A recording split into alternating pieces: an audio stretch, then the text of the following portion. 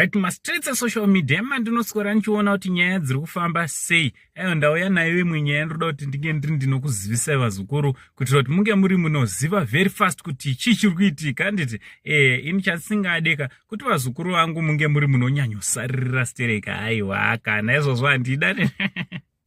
So uchiteerera kana uri munyowani usati wasubscribe paSaint TV, mukana uchiripo kuti ude usubscribe, turn on your notification bell kuitira kuti pega patinouploada mavideos, pega patinokwigirai nyaya dzichipisa seizvozvizvi. Aiwa, you'll be notified. Ndichitwa zvikudi kwese kwamuri vazukuru vasekuru Saint.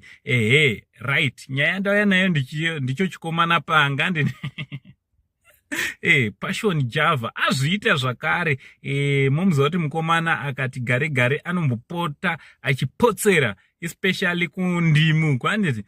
Ameno kuti munozviona sei vazukuru kasystem ka Passion Java kekuti anotora komedo enda naro nekuchechi vanhu vamwe vari tori serious yana achitoita akechi mafanis. Ayo mirai muzvinzwire mega ndimi dzaanga achirova kusvondo dzakarohwa naPassion Java kuchechi.